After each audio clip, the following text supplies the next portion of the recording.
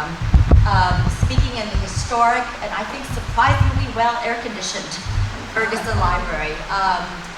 Special thanks to Wendy for inviting me and organizing everything so perfectly.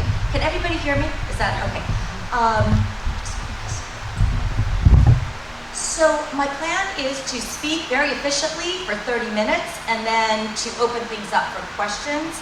And I'm especially looking forward to that. And I want to say that you can ask me about anything, not just political tribes, but whatever you feel like, whether it's Tiger Mom stuff or whatever latest scandalous stuff you've been reading about me. I'm happy to address any of it.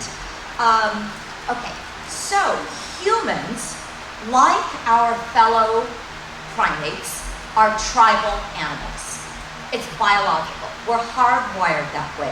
We need to belong to groups, and once we connect with a group, we tend to want to cling to it and defend it and see our group as better in every way.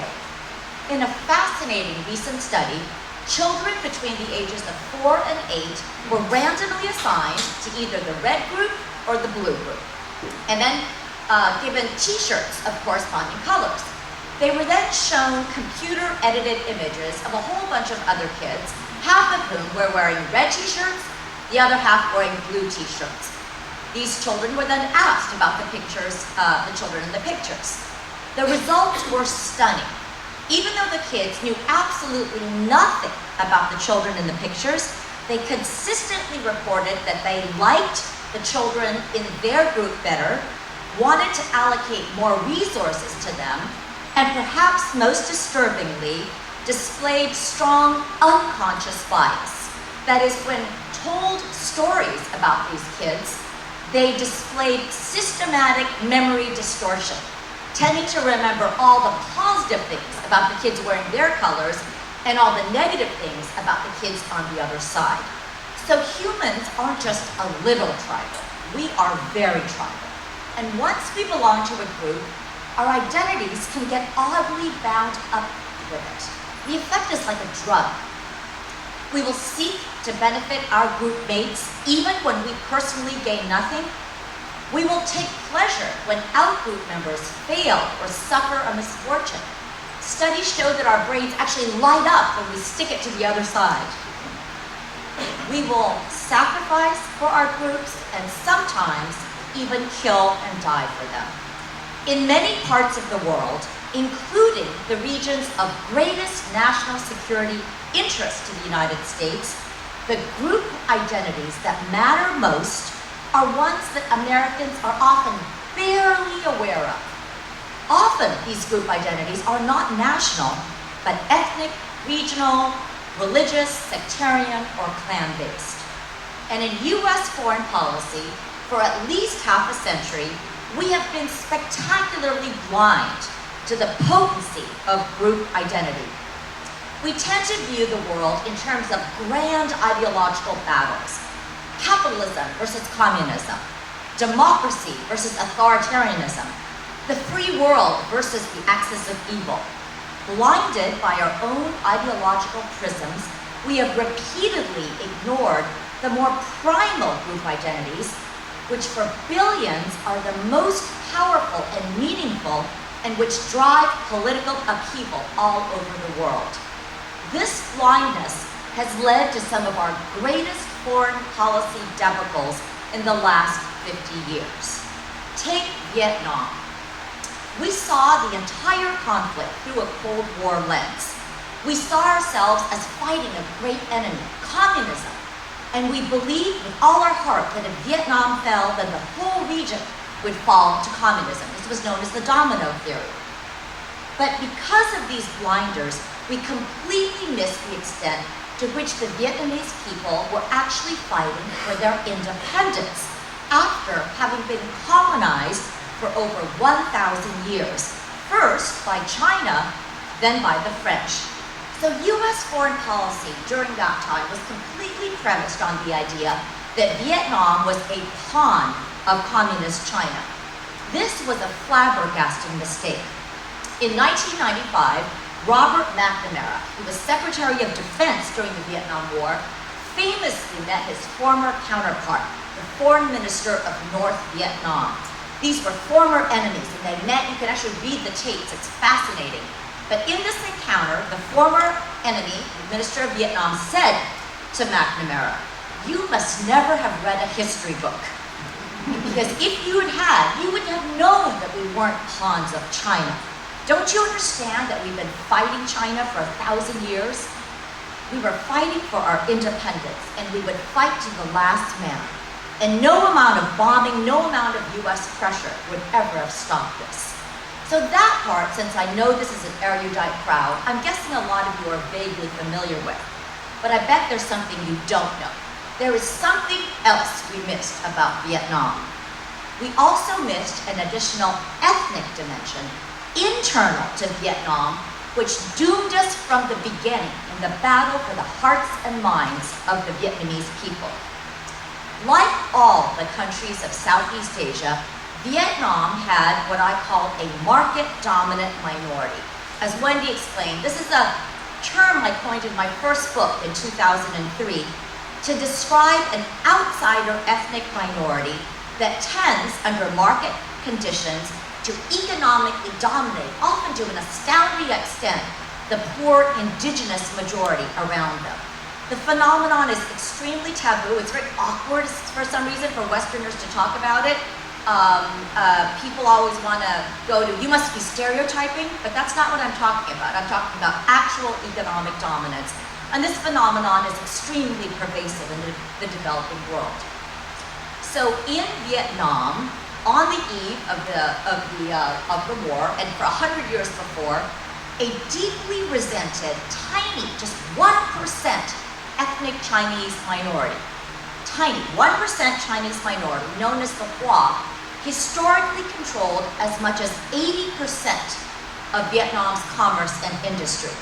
In other words, most of Vietnam's capitalists weren't Vietnamese, but members of this hated Chinese minority, despised by the Vietnamese both in the South and in the North. This is something a lot of even foreign policy experts don't know. The Chinese minority, again, just 1% of Vietnam's population, controlled 28 out of Vietnam's 32 banks at that time. And the North Vietnamese, the communist regime, they loved this fact. They deliberately exaggerated it, saying, trumpeting that the Chinese control 100% of Vietnam's wholesale trade. The Chinese weren't just rich. They were viewed as a smug, exploitative outsider group who lived amongst themselves, married only amongst themselves, spoke their own language, and didn't care about the Vietnamese people. Most of the Chinese dodged the draft. So not only were they making a lot of money, when the war came, they didn't even fight. Because we completely missed the ethnic side of the conflict. I think for many Americans, all Asians were the same. They were all groups, whether Chinese, Japanese, Korean, Vietnamese, anything, all the same. Because we missed this ethnic difference, we failed to see that virtually every pro-capitalist step we took in Vietnam was guaranteed to turn the Vietnamese people against us. America's wartime policies directly intensified the wealth and power of this resented Chinese minority, who as middlemen handled most of the US military supplies, provisions, and logistics, not to mention the brothels and the black market. Moreover, the regime the US installed was seen as illegitimate and totally corrupt and in cahoots with these venal Chinese businessmen. If we had actively wanted to turn the Vietnamese people against us with our foreign policy, we could hardly have come up with a better formula. Our blindness to group identity fatally undermined our military intervention in Afghanistan as well. After 9/11, on a wave of collective grief and anger, we invaded Afghanistan. And in doing so, we simply traded in our Cold War lens for an anti-Islamist lens. We saw the Taliban as a bunch of cave-dwelling fundamentalists harboring Osama bin Laden, and we completely missed the ethnic and tribal identities that are centrally important in Afghanistan. Afghanistan's national anthem mentions 14 ethnic groups. It's an incredibly diverse country. The largest three of these ethnic groups are the Pashtuns, the Tajiks, and the Uzbeks. When we invaded in 2001, we missed the fact that the Taliban is not just a fundamentalist movement, which it is, it's also that, but it is also, arguably primarily, an ethnic movement. The Taliban was founded and largely populated, entirely led by Pashtuns. That's the largest ethnic group in Afghanistan, who had ruled that country for hundreds of years, but who are starting to lose their historical dominance. But we in the US completely missed this. And when we intervened, guess who we allied ourselves with? We allied ourselves with the Tajiks and the Uzbeks, the main rivals of the Pashtuns. Then we set up a government that was viewed as favoring the Tajiks and the Uzbeks and marginalizing the Pashtuns, turning most of the country against us. As oppressive as the Taliban is, many Pashtuns, even today, would prefer to have them in power than rival ethnic groups. 18 years after we arrived, the Taliban is still around, our troops are still mired there, and almost none of our key objectives have been met. Same thing with Iraq. In Iraq, we missed the depth of the division between the Sunni, the Shia, and the Kurds. We missed the central importance of the tribal loyalties in the country, as Condoleezza Rice actually herself acknowledged a few years ago. But we also missed something more specific. We missed the fact that Iraq too, like Vietnam, had a market-dominant minority. On the eve of the US invasion, Iraq's roughly 15% Sunni minority dominated that country, economically, politically, and militarily. Again, that's a 15% minority. The Sunni minority had actually dominated Iraq for centuries, first under the Ottomans, which was a Sunni power, and then under the British, who loved to do that divide and rule strategy, favoring minorities, and most egregiously under Saddam Hussein, who himself was a Sunni, and not only favored Sunnis, especially those in his own clan, but brutally persecuted the Kurds and the roughly 60% Shias, who represented the vast majority of the country's rural poor and urban poor. So writing in 2003, this is in the afterword to World on Fire, I warned very specifically that in those conditions, democracy was likely to be very destabilizing and not this great panacea everybody was assuming. Specifically, I wrote that overnight elections could easily become an engine of catastrophic ethno-nationalism, pitting this long suppressed, resentful majority, the Shias, easily aroused and manipulated by power-seeking clerics and demagogues against their former overlords. And this is exactly what happened. Americans tend to romanticize democracy. We think that elections are the answer to everything. I sort of think that the 2016 presidential elections were sort of a taste of our own medicine. But what I have been writing for 20 years is that under certain conditions, especially when inequality tracks deep, pre-existing racial, ethnic, or religious divides, democracy doesn't ameliorate, but actually catalyzes group conflict. And in Iraq, despite spending over $1 trillion and suffering thousands of casualties, and despite our unsurpassed military might, we failed. We failed to see that the long-oppressed 60% Shia majority, whom we empowered politically after 2003, would use their newfound political strength for revenge. Once in power, the new Shia Prime Minister Maliki immediately, very predictably, began excluding and persecuting and executing Sunnis. Now the Sunni minority, suddenly seeing that democracy is not going to be good for us, what do? They immediately began joining the insurgency. So instead of bringing peace and prosperity to Iraq, democracy led to civil war, eventually giving rise to ISIS, which is a Sunni movement, targeting as much the Shia infidels as Westerners. So if we want our foreign policy to be effective, if we want to stop pursuing losing strategies and then having to scramble and come back from behind and choose between third and fourth and 10th best policies, we need to be much more knowledgeable in advance about the group identities that matter most to the people we're supposedly trying to help. Now, I could give you many more examples, Libya. What I want to do now for the remainder of my time is to totally switch gears and turn to the United States today. And I want to start with an anecdote. When I started writing this book about 4 years ago, it was originally just supposed to be a foreign policy book.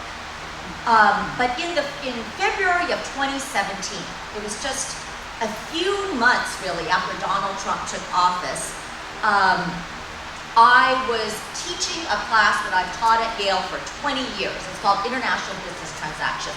And I was saying and teaching stuff that I've taught for 20 years. And at one point, I was reading a passage from my own book, World on Fire. I was actually talking about Venezuela and Hugo Chavez. And I read, I said, under certain conditions in developing countries, democracy can give rise to demagogues with no political experience who sweep to power on an anti-establishment platform to the horror of elites by tapping into deep social resentments and racially tinged populism. That's what I read, and I was talking about Chavez. But I stopped, there was total silence, and then one woman raised her hand, one student, and said what was on everybody else's mind, which is, Professor Chua, it sounds exactly like you're describing the United States. And a light bulb went off, and I had 3 months to turn around this manuscript before it was submitted. And now, one of the central points of this new book, Political Tribes, is that for the first time in our history, for the first time, the US is starting to display destructive political dynamics much more typical of developing countries. For example, the rise of ethno-nationalist movements, the erosion of trust in institutions and electoral outcomes, lurches towards authoritarianism, and above all, the transformation of democracy into an engine of zero-sum political tribalism. Why? Why are we suddenly seeing this now? What is it that makes this moment different, that we're seeing these dynamics? Well, the answer is 2 factors. The first factor that makes this moment different is the massive demographic transformation this country is undergoing, with whites, for the first time in American history, on the verge of losing their majority status at the national level. The Pew Foundation estimates that whites will no longer be a majority by 2055. The US Census says that will happen by 2044, and there's a huge debate about exactly what it will look like, but it's gonna happen. Non-Hispanic whites are already a minority in Texas, California, DC, and dozens of counties around the country. Why is this important? It's important because as a result of this big demographic change, every group in America feels threatened. It's not just the minorities who've always felt threatened. Today, whites feel threatened. Over half of white Americans today feel that they are subject to more discrimination than our minorities. And this is not just a phenomenon among Republicans. Because of affirmative action, diversity policies, and other policies, according to a recent Pew study, about 30% of Democrats believe that there is some or a lot of anti-white discrimination in the United States. Today, it's not just religious minorities like Jews and Muslims who feel threatened. Christians feel threatened. You see this in the political rhetoric all the time, the war on the Bible. With President Trump in the White House, women feel threatened. With the Me Too movement, men feel threatened. Straights and gays, Latinos and Asians, every group today feels threatened. And it's when groups feel threatened, that's when they retreat into tribalism. That, studies show, is when they close ranks and become more insular, more defensive, more us versus them. This is why we are now seeing a very explicit kind of identity politics on both sides of the political spectrum. So on the right, We now have openly white nationalist movements brazenly holding conferences and rallies and being covered by the mainstream media in a way that would have been shocking just 5 years ago. Even on the mainstream right, there's a growing fear, sometimes not spoken, sometimes not even conscious, that whites, and specifically white males, will lose their place in America. And it is this new fear that President Trump has been very, very shrewdly tapping into with this latest round of incendiary tweets, which may sound crazy, but they are actually very, very deliberate. They are deliberately intended to make everyone focus their attention on the 4 freshman congresswomen of color and make them the face of the Democratic Party. Meanwhile, on the left, there's been a sharp shift away from inclusivity as a watchword to a much more exclusionary approach. I see this so dramatically on the college campus where I teach. Compared to even just 5 years ago, I mean, these are massive changes. There is so much more self-segregation by race, by ethnicity, by religion, by sexual orientation. In part, this new exclusivity is epistemological. That there's this idea that out-group members cannot share in the knowledge possessed by in-group members because they haven't experienced that particular form of oppression. So you hear all the time things like, you can't understand me because you're white. You can't speak for me because you're not Latino. You can't speak for me because you're not queer. And what we're getting is a real hardening of group lines. It's so much harder to cross those lines these days. And there's a new policing of group boundaries that's also very different. Ayanna Pressley, Democratic representative of Massachusetts, and one of the squad, said just last week, she was speaking to minorities thinking about running for political office. She said, we don't need black faces that don't want to be a black voice. We don't need Muslims that don't want to be a Muslim voice. We don't want queers that don't want to be a queer voice. And it's a very stark mindset. The idea is that if you want to be a member of the tribe, you have to toe the line completely. And if you deviate just a little bit, you'll be publicly shamed. I was talking to Evan Osnos, who writes for The New Yorker just a few days ago. We were at the same conference, and he's extremely progressive, and he writes about China all the time. And we were talking about what's happening in the United States, and he says, it is just like the Cultural Revolution in China. If you don't denounce people who aren't saying exactly what they should, then you're going to be denounced too. Take finally the whole idea of cultural appropriation, which we read a lot about now. That again is based on very hard group boundaries. The idea is these are our group symbols, our traditions, and others have no right to them. Not long ago, when I was growing up, it was a sign of multicultural openness for a Caucasian person to wear a sari or a kimono. Today, those would be acts of microaggression.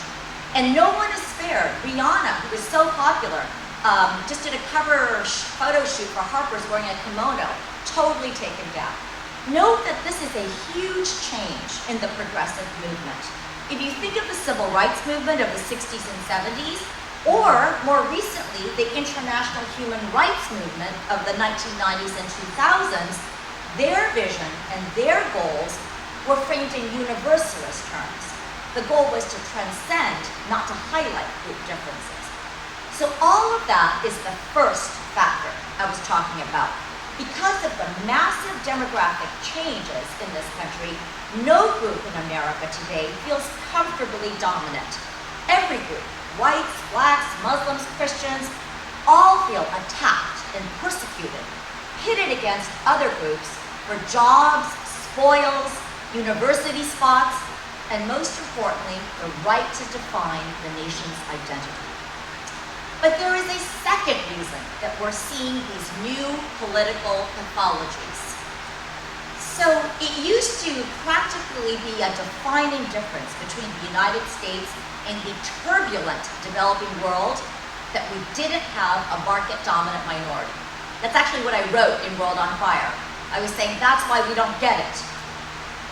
Just the opposite. For most of America's history, America was dominated economically and politically. There was nothing split about it. America was dominated economically and politically and culturally by a white majority, with obviously who counted as white constantly being a moving target. But that's the basic dynamic. And politically speaking, this was a highly stable, if also deeply invidious state of affairs. But it's not that way anymore. Today, something has changed. Class, and actually more specifically, education, has split America's white majority. In fact, there is now so little interaction and intermarriage between urban and coastal whites, basically those of us in this room. There's so little interaction between urban and coastal whites and rural, heartland, southern whites, essentially Trump's base. There's so little intermarriage and interaction between those two groups of whites that the difference between them is practically what social scientists would call an ethnic divide. It is much more common for a white person who attended Yale or Harvard or NYU or Columbia or Chicago to marry someone South Asian or Nigerian of similar economic background than for them to marry someone from Appalachia. As a result, I think that what we're seeing is the emergence of America's own weird version of a market-dominant minority. It doesn't look like other developing countries because we're a nation of immigrants. But who is this market-dominant minority? I'm referring to the much-discussed group often called coastal elites. And this is a slightly misleading term because these elites are not all coastal, and they're not all elite, at least not in the sense of all being wealthy. Nevertheless, with some important caveats, coastal elites bear a disturbing resemblance to the market-dominant minorities of the developing world. It is in fact the case that wealth in the United States is extraordinarily concentrated in the hands of a relatively small number of people, primarily living on the east and west coasts. Like market-dominant minorities in Latin America and Southeast Asia and Africa, coastal elites dominate the key sectors of the economy, including Wall Street, the media, Hollywood, and Silicon Valley.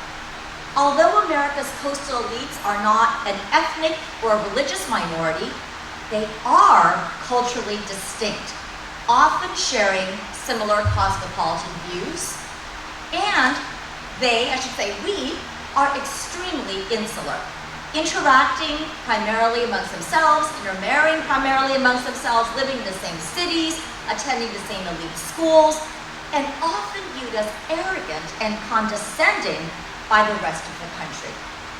Note that coastal elites are not all white. As my former student, J.D. Vance, author of Hillbilly Elegy, which is about to be a Netflix movie, as J.D. Vance has pointed out, from the point of view of the heartland, the Harvard-educated, professorial-sounding Barack Obama is the classic coastal elite. Most important, because coastal elites are viewed by many in middle America or flyover America as minority-loving and loving immigrants, pro-immigrants, globalists, because their coastal elites are viewed as caring about the poor, caring more about the poor in Africa than about the poor in the United States, coastal elites are easily depicted or seen as unconcerned with real Americans, indeed as threatening their way of life. And what happened in America in the 2016 presidential elections is exactly what I would have predicted for a developing country pursuing elections in the presence of a resented market-dominant minority seen as controlling the levers of power from afar. What I would have predicted, and exactly what we got, is the rise of a populist movement in which demagogic voices called on real Americans to take back the country, to make America great again. And again, just going back to President Trump's most recent round of tweets, it's clear that he's re-upping and hammering on that theme because it was very successful for him. The idea, by pointing, sort of highlighting the squad, is if you don't vote for me, this is what your country's going to look like. You won't even have a place here. So we read a lot these days comparing about America's situation situation to the far-right populist movements of Europe, and there certainly are strong parallels. But it's almost more important to see that we have strong parallels with the developing world. It's important to see what's happening in this country as sort of captured in movements in other countries like Malaysia for Malaysians, Zimbabwe for Black Zimbabweans, Serbia for Serbs. It's the real people of the country should own this country. Okay, so what should we do about this? What is the way forward? I want to make sure I save time for Q&A, so I'm just going to say one thing. I have always been an optimist, but it is just getting harder and harder every day. But I remain an optimist, and while it is true that tribalism is a biological imperative, like telling people to get rid of their tribal instincts is like telling people to stop rooting for their favorite sports teams and just loving all athletes. It's impossible. But this is the last third of my book. There is also really, really encouraging evidence that tribalism can be tempered if you very consciously try to do so. There is a huge body of interdisciplinary research showing that if you can just have people from different tribes interact with each other as human beings, astonishing progress can be made. It's crucial to emphasize that it's not just exposure. There are a lot of depressing stories that show it's not just more diversity. If you put a lot of people from different backgrounds in the same room, they could end up just hating each other more. What you really need is one-on-one human interaction. If you take a Trump supporter and a Trump hater, force them to interact as human beings and talk about their children, their fears, their favorite food, their pets, sports. It is astonishing how quickly they can find common ground. And the good news, it is possible to do this on a very large scale. This is also true in countries like Iraq, where I talk about something to do with the surge, an example of success, just too little too late. But the best example of this optimistic story in the United States is the integration of the US military in the 1950s. So when President Truman first issued the order, we're going to racially integrate our troops, the opposition was so intense, both across the country and even within the military. But after they did integrate the troop, studies showed that the cooperation and effectiveness in the integrated troops was equal to or superior than the all-white units. And then they did all these studies where they interviewed and surveyed people, and the interviews are incredibly moving. You had young men from diverse backgrounds, not just racially different. Italian Americans had never met Mexican Americans, had never met Scandinavian Americans back then. But when young men from all these diverse backgrounds found themselves in a bunker, so lonely, terrified for their life, they found that it didn't really matter what kind of accent the person next to them had. And what many of them said is when your life depends on the person next to you, you don't care about the color of their skin or what accent they have. So there were a lot of terrible things about the Vietnam War, but one positive thing is that it helped young men from totally different racial, ethnic, and religious backgrounds understand each other better, reducing stereotyping and prejudice. So, building on these kinds of positive examples, I think we need to promote and experiment with concrete initiatives designed to make Americans see each other as fellow Americans. At this point, we have half the country looking at everybody views the people who voted on the other side, not just as people they disagree with, but as evil, immoral un-Americans, which is a really dangerous state of affairs. So I want to end with actually a super practical, concrete suggestion to try to bridge the chasm between the coasts and the heartland that I think is obviously contributing to the mutual ignorance and disdain and stereotyping that we're seeing. I think that we should think very seriously about having some kind of possibly mandatory national service program, possibly right after high school. So if you think about how easy this would be, right now, it's completely typical for kids after they graduate from high school to take a gap year. And what do they usually do? They usually go to Amsterdam or Australia or Guatemala, and often they go with their peer group, their friends. So they actually go with their same bubble of people. And I don't want to take that down. They do amazing things. It's amazing years. We've had the same experience. But the point is, what if instead of we have a program where young Americans are encouraged to spend a year after high school, not abroad, but in some unfamiliar part of America, and not helping or sort of teaching down to other Americans, but really working side by side, interacting with Americans that they would ordinarily never have any contact with on some form of common project, working towards a common end. So Teach for America, Peace Corps are good starting points, but again, that's much more one side teaching the other.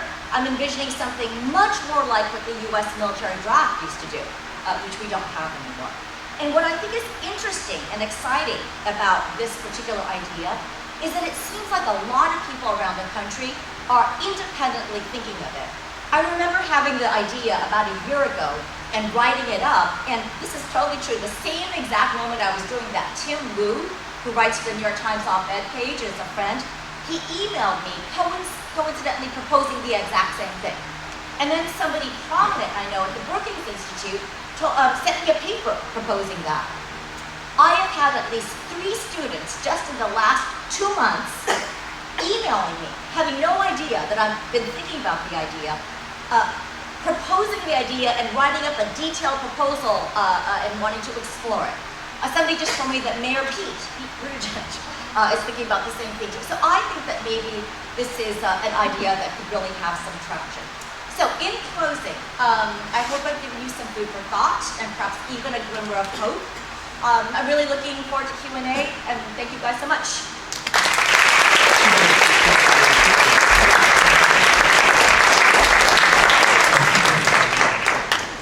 I'm going to try to stay away from the fan.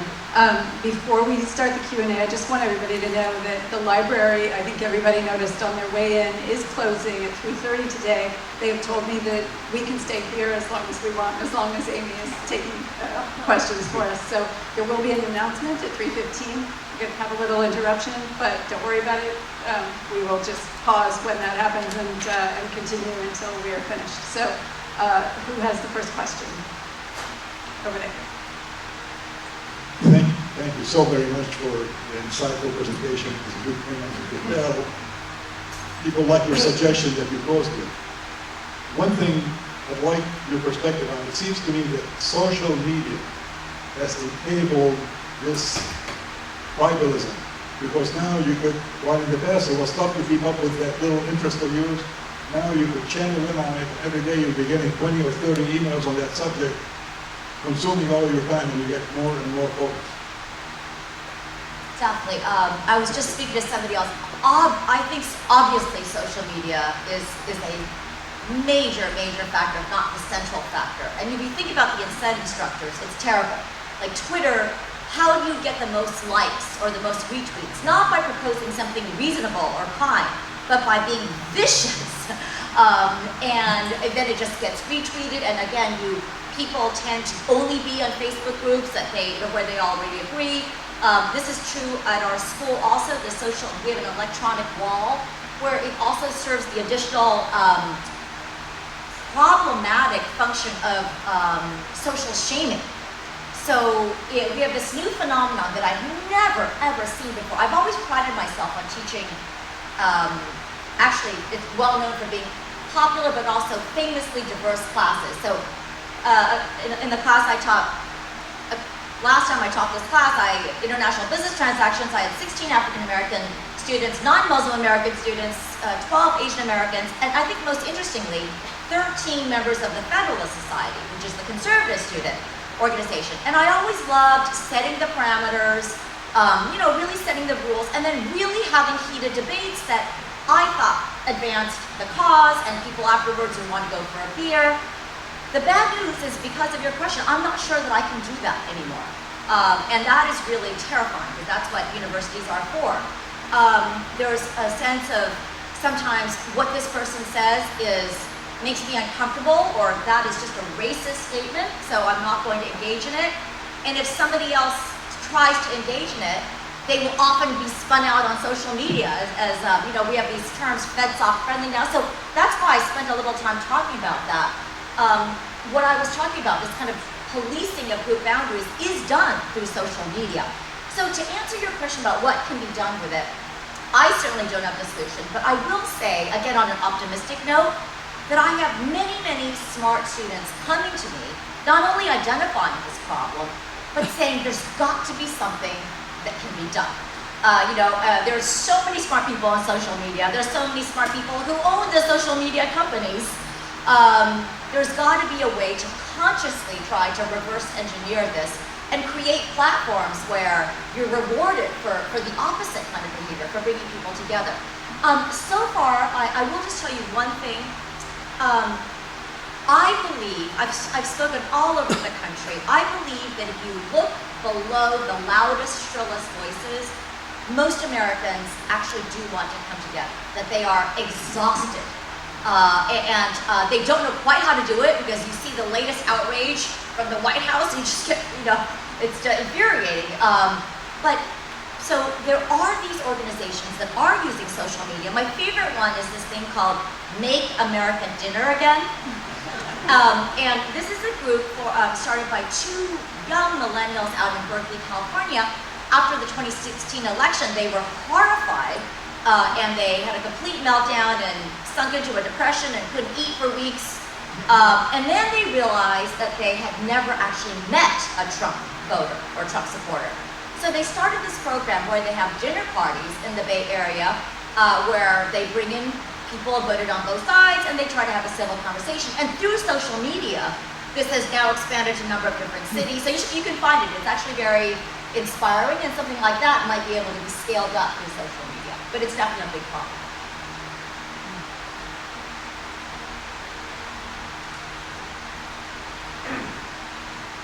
I thank you very much for your insightful comments. I'm not suggesting that the government should be the panacea for all of our issues, but looking back and looking forward, how did the people, all the mistakes that were made in foreign venues, how did that happen with the State Department, with all these PhDs studying each, they should have each country, they do have each country under a microscope. And the second part of government involvement looking forward and currently, where's the Congress on this stuff? Well, Particularly relative to, some of the Trump issues. Yeah, well, actually those two questions are great and they're related. So I've given a lot of talks at the State Department, at military academies, at the CIA, at the National Security, and you're absolutely right. There are career people in the State Department and the CIA who are incredibly knowledgeable about all this. They're like, no, we knew that about Afghanistan. We have a PhD in this. And I actually think that the answer is related to your second point about Congress. I think these things quickly become political footballs. We need to do something after 9/11. We need to do something. And I did an event at the 92nd Street Y with General Petraeus. I was so afraid of what he would think about my book because he actually served there. He was the commander, and he agreed with me. And he said that with the surge, and I wrote about this, it's in one of the chapters, they said, oh my God, we can actually succeed at this. Given that if we pay just a little bit of attention to who these little groups are, and are just a little bit alert to it, we're the great, with our military, we can succeed. So I think that if we pay attention, we could do so much better. I'm not exaggerating. I think that we have been, it's unbelievably ignorant. It's almost, we're lucky that it hasn't been worse. Some of the things we've done are exactly backwards of what we should be doing.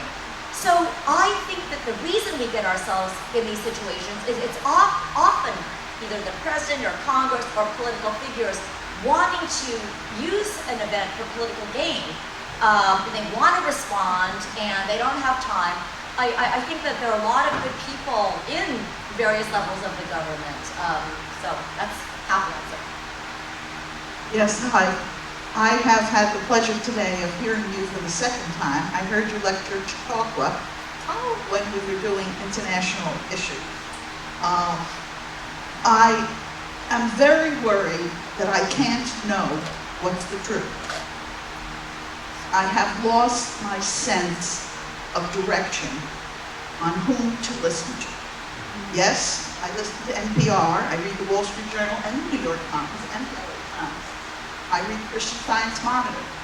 But I hear lies and the accusation of lies over and over. So I don't have your confidence that we have a base on which to build this interrelationship with the rest of the country, not to mention all of our previous allies that we have now alienated. So I wonder how you feel. So I said I was an optimist, but I have to agree with you. This is something that I think is a massive problem and one of my greatest worries, and something that I think I've suffered personally from this. Yes, obviously if you look, it's like you're in a different country watching Fox News as opposed to MSNBC. You know, they report different things, the spin is completely different, and it's also a standard group of people that are, you know what they're going to say. I've always loved the New York Times. I've, published a lot there, but I remember noticing when they got Venezuela wrong in 2002. It's very hard to not want to see things through a certain lens. I don't have a great solution because even this book, Political Tribes, if you look at what books are extremely successful that shoot immediately to #1, they are usually extremely partisan books. Either why, Donald Trump is a war criminal and should be in the secrets inside, or the opposite. And so that's where the market is. And that's what everybody wants to read. So and not just that, related to the social media thing, I have found that, when I try to analyze things very carefully and say, okay, here's one thing that worries me about tribalism, is I was saying it, as somebody that studied foreign policy very carefully for 25 years, I pay attention to the policy. So when Donald Trump wanted to do X in China, 99% of my friends are progressive. I teach at Yale. They're like, that's terrible. But then I noticed, wait, that's funny. Isn't that what the other side was saying 15 years ago? And it doesn't matter. The thing about tribal politics is it's whatever your side is saying, it is right. It doesn't matter. It doesn't matter that your side was saying it 3 years ago. And that is related to the question about how can we get it right. It's very depressing. And I have found that when I sometimes try to say, well, actually, all of these things he's done are just outrageous and terrible, but on this point, maybe this is a good point, I get in trouble. So it's very hard to speak the truth. It is hard to speak the truth because the idea is you're complicit. You're boosting up an authoritarian regime. It's like you're supporting Nazism. So I do think that a lot of this is going to have to come from a charismatic leader who hopefully is of the unifying version. Many of the dynamics I've studied in foreign policy, both the terrible cases and the cases like South Africa, Nelson Mandela, have to do with a very specific leader and what role, what kind of inspiration they want to do. So I try to be an optimist on lots of things, but where the news is not. I have lots of friends that are starting new journals, trying to bring things together. But and the call-out culture is so terrible. If you say one little thing, Van Jones, I just met him at a conference. We had a lot of time, and he, just did this amazing prison reform thing, kind of lowering incarceration, and it's hard. If you read the facts, it's hard to see how there could be anything wrong with that. People who just sold marijuana, why should they be in prison for 50 years? And yet we were sharing stories. He was in so much trouble, because he worked with people in the Trump administration. So you are really identifying a real problem. Yeah, your talk is very interesting, and it's opened my eyes to a dynamic I had no idea was there, and so I think that's really helpful. I think your idea of public service is very interesting also, but November 2020 is less than a year and a half away.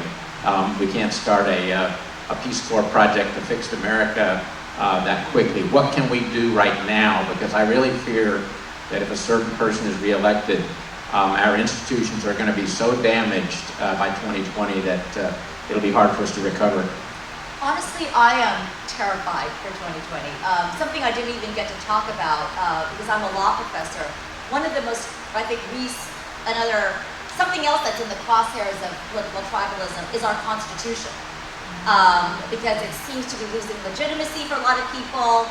On the right, you have a huge number of Trump supporters that think that President Trump should be able to overturn judicial decisions he doesn't agree with. I mean, that's the end of our democracy if that were to happen. Meanwhile, on the left, I have more and more students telling me the Constitution is just written by some dead white males. So I think that the principles of the Constitution are incredibly important. So that's, I didn't have a chance to talk about that. But I don't have any more insight than any of you about what will happen in 2020.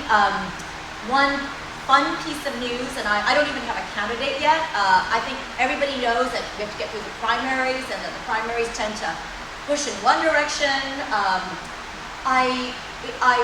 This is a little bit of a self-tooting my own horn, but Ron Klain, who is Joe Biden's right-hand person, chief of staff, whatever, he's a big fan of this book, Political Tribes. And it's written me and I can actually kind of see in Biden, a lot of Biden's behavior responses that what he's thinking about. I don't know exactly. I mean, when I talk to my students and my own daughters, it's so complicated. I mean, a lot of people feel like, look, the younger generation feels this way, and it's going to be their country. This is what they want it to look like, and you can't argue with that at some level. On the other hand, I do worry, going back to the social media thing, that this is a young generation that is raised in a certain milieu that makes me wonder. Another big talk I give is often about the importance of education and civics, and that's something that is closely related to what we can do. But we can't do that before 2020 either. I think we are so lucky, our formula in the United States. It's easy to feel depressed. People often ask me, what's the best model? Is there another country that we can model ourselves on to get us out of this? Usually pointing to Canada. But I always say, I actually think we have the best model. I mean, not now, but our structure. And that's because we have a constitution in which our national identity is not rooted in any one ethnicity, race, or religion. It may not play out like that. I'm not talking about the reality, but the structure of our government and our founding is that way. So I have a lot of thoughts about going forward, but I don't know about the 2020 election.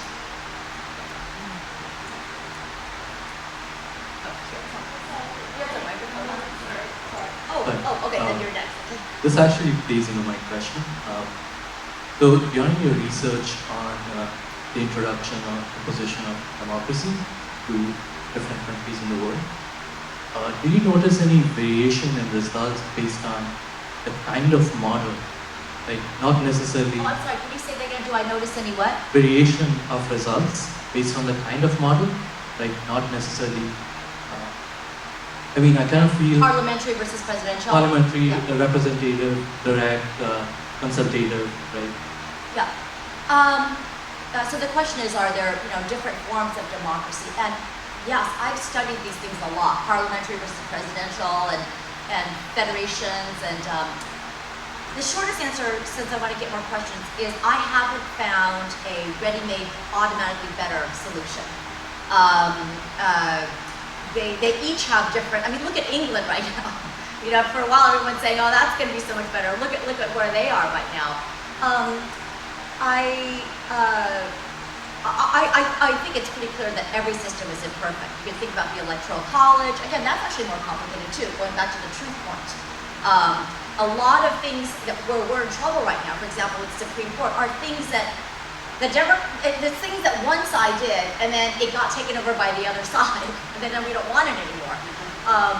So anyway, I have not noticed anything that I can specifically recommend to the United States. I think that's Oh, okay. Okay. Yeah.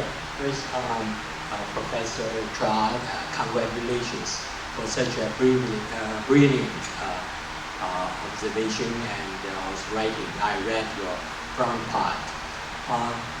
Politics is a very intriguing and subject, and I'm glad you focus on one dimension about the tribal politics. Actually, I just returned a trip from Scotland and England, looking at many of the great minds which made the modern system here. I couldn't help make two observations. One is the visiting they call the Liberati in Scotland. Those are Adam Smith and David Hume, to have this intellectual discussion about this world challenges. But on the other hand, also I visit the Military Museum of Edinburgh. It's a very succinct description of war. It's the simplest description of war compared with all the others. They said war is all about resources. Okay. Could you tie in your observation with your extensive research? How is the tribal politics related with not just dominance, but about the resources? Thank you. I may have missed, but I actually think that war isn't all about resources if we are talking about winning wars. You know, I mean, I have these three great examples of massive failures by the United States, and we had unsurpassed military power. We put so much money in, and we just got it wrong because we didn't understand the human dynamics. So in that sense, I may be misunderstanding the sense in which they we're talking about resources. Now, there could be wars all about resources in getting resources, like oil and, and there could be something definitely to that. I mean, there are so many injustices in the world that we don't care about at all. I mean, it's very obvious when, usually when we go in, there's an ulterior motive. So in that sense, it could be true. But I'll have to think about those books. Really. Thank you. Okay. So first off, I want to say thank you. Excellent talk. Your idea about public service is so funny. I came back from Europe about 10 years ago and said the same idea to my friends, and they said they'd never vote for that in this country. It's too expensive. And then I realized it's an economic imperative to integrate that in high school and college anyway, because it's part of your education to understand how people live, how they're motivated, what they can produce in the world. And if you want to be a good manager for any company, you have to travel the world, or at least the country. So maybe we can integrate it before the graduation. I think that's the way to do it. The question I have is, since we don't have a lot of time, what about using media to create cross-country coastal rural projects? Right? We have media, we have virtual reality, we have AI, we have everything now. So is there a way that we can come up with projects where we're working together between now and then around some shared goals, where people from different classes can get to know each other? I love that idea. It goes back to the first question about social media. It feels like, you look at what our kids play with now, this AI, it's so advanced. They can do everything. How can we not come up with a way to turn that around in a positive, unifying sense? So I love those suggestions. We should definitely talk about it. I love that. Mark? Thank you very much for your inviting talk. Why we cannot bring back craft, including women, to distribute really the burden of this wars among everybody, not just disadvantaged. But at the same time, that also craft can be split into part for development also, that these young people can travel all over the world, do the work in Europe, and teach English and be involved, that the world see the other aspects of American life and American youth. The draft. Yes. Yeah, I just think it's probably not politically and culturally feasible right now. I've thought, as you all know, I've had a lot of time to think about parenting, not as an expert.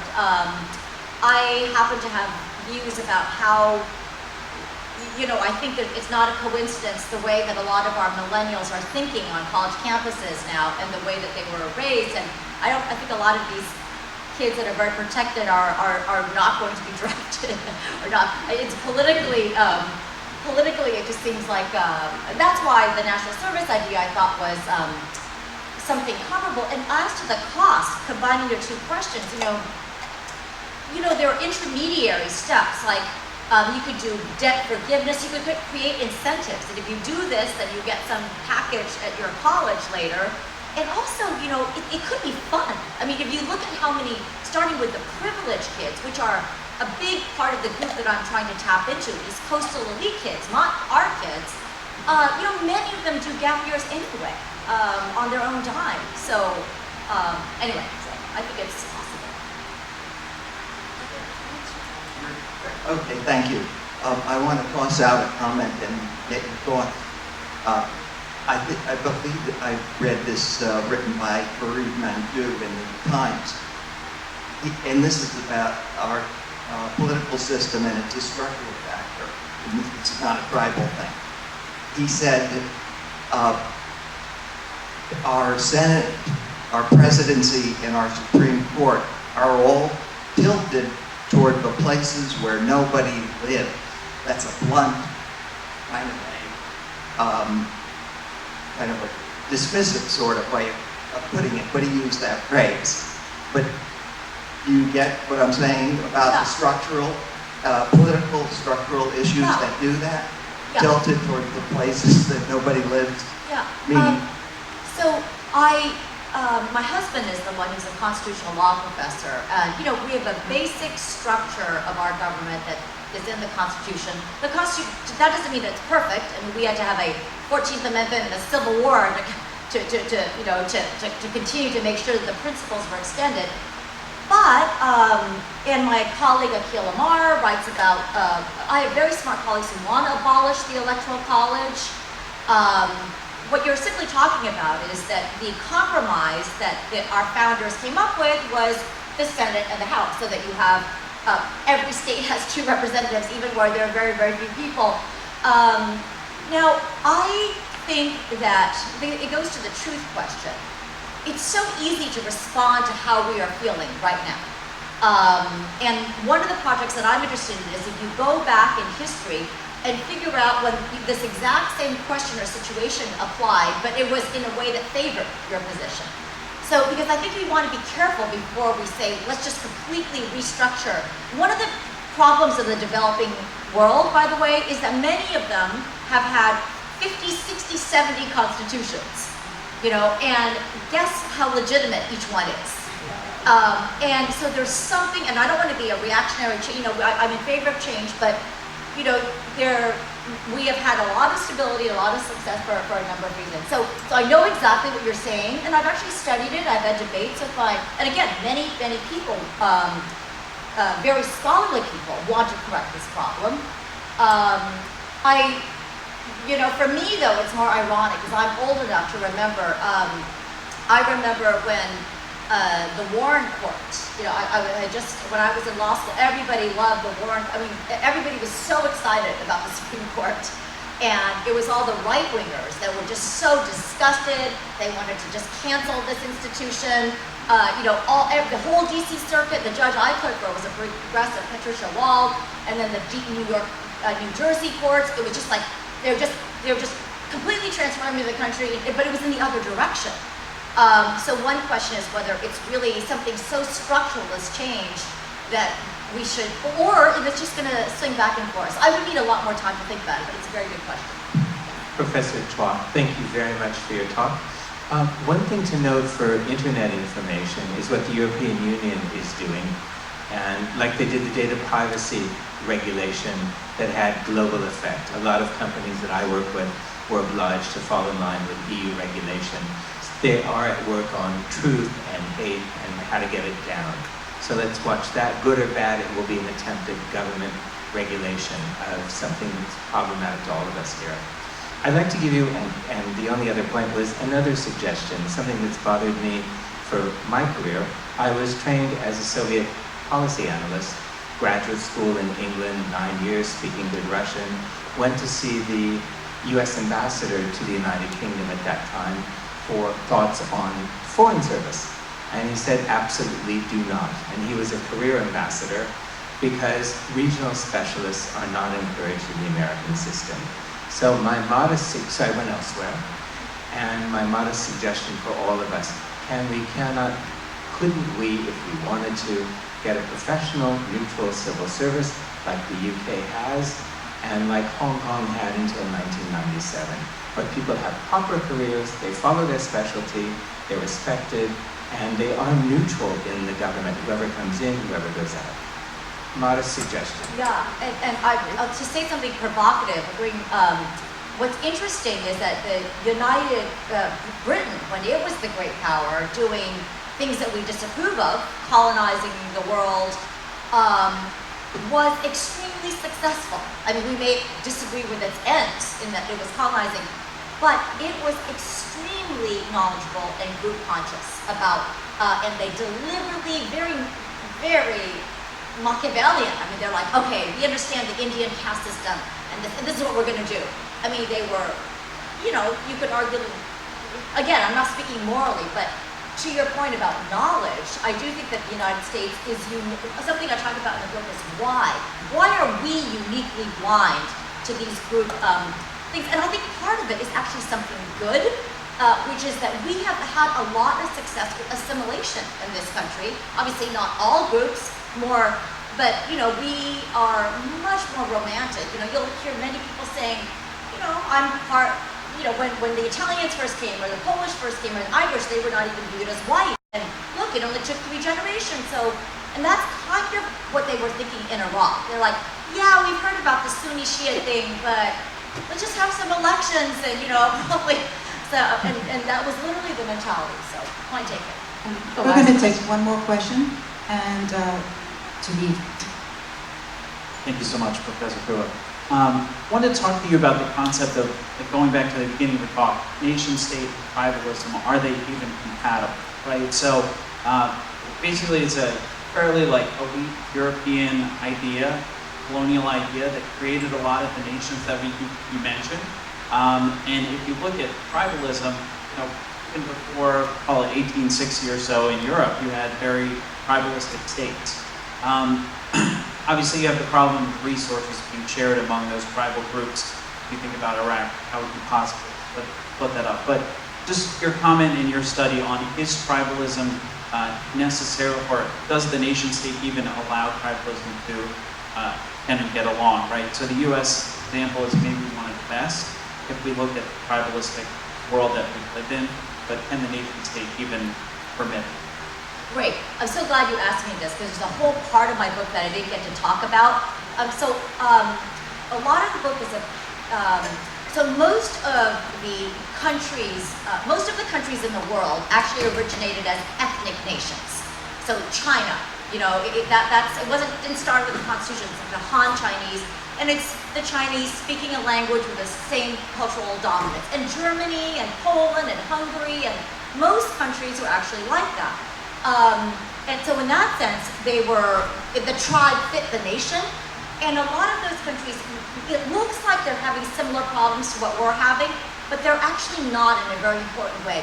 Countries like Germany and the Netherlands, and actually every country in Europe, Hungary, they're having these far-right populist movements, but the number of minorities that they actually have is tiny compared to what we have, the immigrants. They're having this reaction precisely because they are ethnic nations, not accustomed to dealing with immigrants. So they are being very bigoted and xenophobic with really a much smaller threat. Now, something that I write about in the positive about the United States is this concept of a supergroup. We are very unusual. Here's what a supergroup is. A supergroup is, you have to satisfy 2 requirements. The first is you have a very strong overarching national identity, American, or China, or Germany. But the second condition, if you want to be a supergroup, is you have to allow individual subgroup identities to flourish. And if you look at a country like China, it doesn't, right? It satisfies condition 1, but if you're Tibetan or Uyghur, you're not going to get to flourish. And interestingly, France, even though it's a Western democracy, very similar to us, is also not a supergroup for the same reason. You can read about the burkini ban and the headscarf ban, and there's a much more forced assimilation. So what I say is that America, at our best, and what I worry about is that we're losing this. At our best, we are a country, very uniquely, where someone can be Korean American, Libyan American, Mexican American, Cuban American, and intensely patriotic at the same time. You just got this American thing, but then we've got Chinatown, Italiatown, and to be a supergroup, you need both those prongs. So when I was talking about my worry about the Constitution, I think that our glue that connects all of us, because it's got to be a non-ethnic thing, otherwise you're going to feel excluded, and so I worry about how the Constitution is getting targeted from the right. Obviously, you see, I think it's like 63% of Trump supporters say that being of a European background is essential to being American or being Christian. These are very disturbing because that's what ethno-nationalist countries say. I mean, our foundational principles is that our nation belongs to no specific religion or ethnic group or race. So I like this idea of a supergroup. I think it's something that we should aspire to and should sort of maybe help us dictate when people ask what should we do going forward. It's really both those things. And I think in a way, the left and the right have made mistakes, on both those fronts. Time's up. Thank you so Yeah, much. thank you Time so is up, but Amy will be waiting.